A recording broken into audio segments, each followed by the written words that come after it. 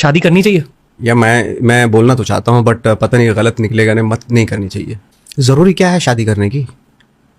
اگر آپ کو پیار ہے تو وہ بنا شادی کے بھی اس سے رہ سکتا ہے پیار.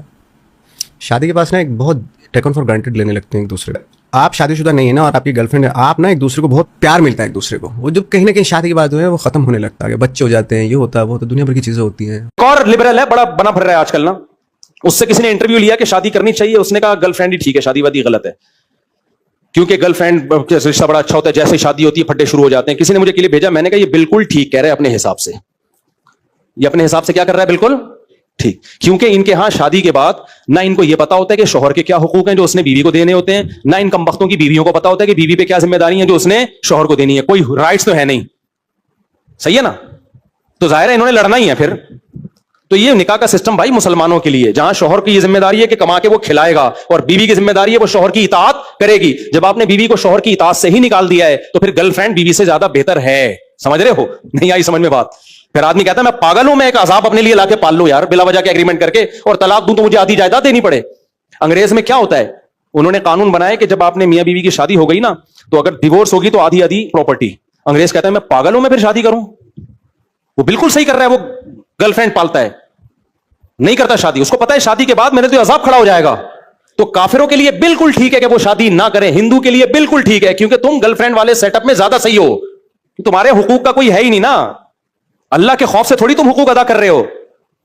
تم تو کلچر کو یا گورنمنٹ کے لا کو دیکھ کے ادا کر رہے ہو نا. تو لا تو ظلم کر رہا ہے. مسلمان کے لیے نکاح بھائی، مسلمان گدے گھوڑوں کتوں بلوں کی طرح ریلیشن نہیں کر سکتا. یہ گدے گھوڑے کتے بلے ہوتے ہیں. بلے کا بلی سے شادی نہیں ہوتی، فزیکل ریلیشن ہوتا ہے. چند دنوں کی دوستیاں بھی ہوتی ہیں. گدے کا گدی کے ساتھ فزیکل ریلیشن ہوتا ہے. شادی بولو نا، گدی گدے کی وائف نہیں ہوتی. تھوڑے ٹائم کا کانٹیکٹ ہوتا ہے اور تھوڑا بہت سلام دعا بھی ہو جاتی ہے، اکٹھے رہ کے دوستی بھی ہو جاتی ہے جیسے گرل فرینڈ سے ہو جاتی ہے. شادی کیا ہے بھائی؟ اس میں تو حقوق ہیں. بیوی پر لازم ہے کہ شوہر کی اطاعت کرے، وہ اسلام نے پابند کیا اس کو. اور شوہر پر لازم کیا کہ ساری زندگی کی ریسپانسبلٹی کس کی ہے؟ وہ تمہاری ہے. یہ اس کے بچوں کی بھی، اس کی بھی. دونوں جکڑے جاتے ہیں تو دونوں جب تک حقوق ادا کریں گے تو زندگی کی گاڑی چلے گی.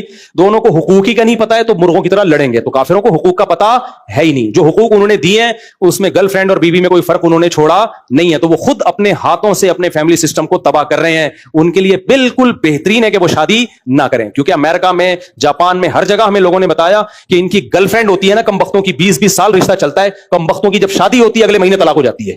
سب کی بات نہیں کر رہا لیکن بہتوں کی. ان کے لیے بالکل ٹھیک ہے.